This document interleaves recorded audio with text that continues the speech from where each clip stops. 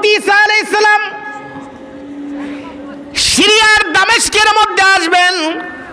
হাদিসের মধ্যে তার বর্ণনা পাওয়া যায়, ইয়ানজিলু ঈসা ইবনু মারইয়ামা ইলাল আরদ فيتزوج ويولد له ويمكث 45 سنة ثم يموت فيدفن معي في قبري فأقوم أنا وعيسى ابن مريم في قبر واحد بين أبي بكر وعمر رضي الله تعالى عنهما الله أكبر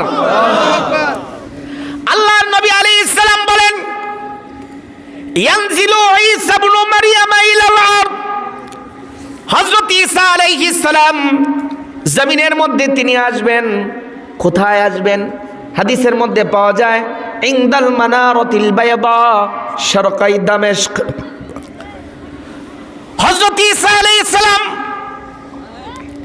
সিরিয়ার রাজধানী দামেস্কের মধ্যে তিনি আসবেন। এই মসজিদের নাম মসজিদে বায়দা। এই মসজিদটা হযরত ঈসা আলাইহিস সালাম নিজে হাতে বানাইছিলেন। এই মসজিদের মধ্যে কোনো জানালা নাই, একটাই মাত্র দরজা। এমন এক পাথর দিয়ে তিনি করেছিলেন, দেখবেন এক প্রকার তসবিহ আছে, লাইট বন্ধ করে দিলে ওই তসবিহটা জ্বলে, ওই পাথরগুলো জ্বলে। এমন তসবিহকে আপনারা দেখছেন? দেখছেন? এই দেখেন নাই আপনি? এরকম তসবিহ জ্বলে দেখছেন না আগে? হযরত ঈসা আলাইহিস সালাম এমন এক পাথর দিয়ে এই মসজিদ করেছিলেন, যে মসজিদ কোনো ভিতরের মধ্যে কোনো আলো লাগে না, ভিতরের মধ্যে কোনো বাতাসের প্রয়োজন হয় না, ভিতরের মধ্যে শীতল থাকে, গরমের সময় ঠান্ডা, ঠান্ডার সময় গরম, আর রাত যত হতে থাকে তত এর মধ্যে আলো প্রজ্বলিত হতে থাকে। এই জন্য এই মসজিদের নাম ইনদাল মানারাতিল বায়দা শারকাই দামেস্ক। এই সিরিয়ার রাজধানী দামেস্কের মধ্যে হযরত ঈসা আলাইহিস সালাম তিনি আসবেন ফজরের নামাজের সময়। কোন কোন বর্ণনায় পাওয়া যায় আসরের নামাজের সময় তিনি আসবেন।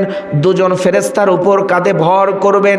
ইয়ানজিলু ঈসা ইবনু মারইয়াম ইলাল আরদ, ঈসা আলাইহিস সালাম দুইজন ফেরেশতার উপর কাঁধে ভর করে তিনি জমিনের মধ্যে আসবেন। ফায়াতাজাওয়াজু, হযরত ঈসা আলাইহিস সালাম তিনি বিবাহ করবেন। ফায়ুলাদু লাহু, ঈসা আলাইহিস সালামের সন্তান সন্ততি জন্ম লাভ হবে।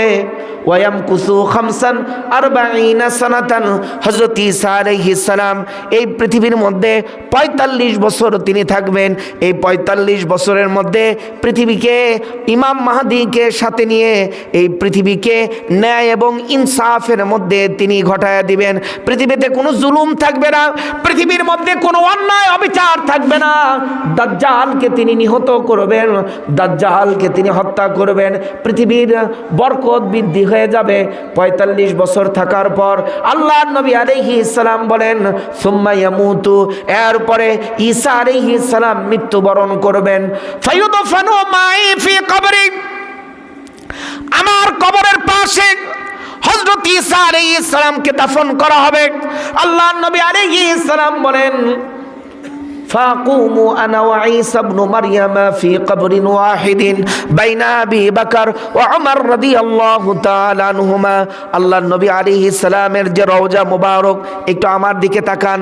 আল্লাহর হাবিব আলাইহিস সালামের রওজা মুবারক, তারপরের কবরটা ফাঁকা, তারপরে আবু বকরের কবর, তারপরে ওমরের কবর। আল্লাহর হাবিব আলাইহিস সালাম বলেন, আমার রওজা মুবারকের পাশে, আমার কবরের পাশে আবু বকর এবং ওমরের কবরের পাশে যে ফাঁকা জায়গা আছে, এই জায়গার মধ্যে হযরত ঈসা আলাইহিস সালামকে দাফন করা হবে।